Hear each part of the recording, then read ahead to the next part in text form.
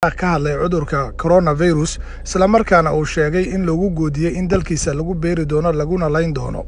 Madaxweynaha oo la hadlaya saraakiisha dalkaas ayaa ku sheegay warbixin kooban uu kaga hadlay cudurkaas. Marka aad daawatid waxaad ogaan doontaa xaqiiqda cudurkaas iyo inuu yahay wax ay dadka gacanta ku hayaan isla markaana markii la rabo la beeri karo. هسه شنو احنا يقولون اكو كورونا واكو فيروس. يعني سألت بعض الرفاق قلت لهم شنو هاي الفيروس شنو الكورونا، اريد واحد يفهمنا بيها.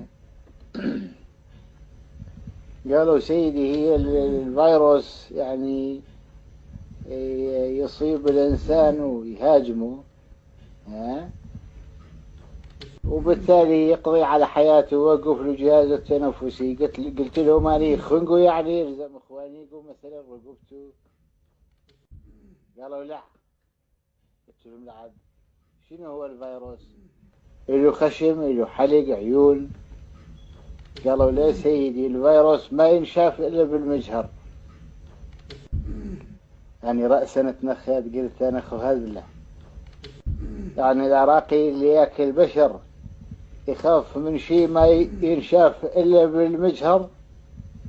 هي هاي المرجلة، هي هاي الزلم. مش وقت تهدس شواربكم وما تخافون من الكورونا. مع الأسف انتم احفاد القعقاع تلبسون كمامات.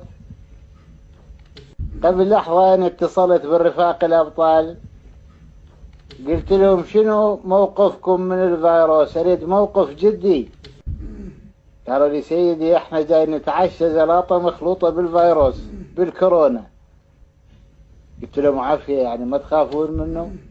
قالوا لا، احنا ترباتك، احنا ابناء العراق ما نخافوا من الفيروس الكورونا اينما كان او يكون. وبالتالي يعني دائما اوجه بعض الكلمات للاخوة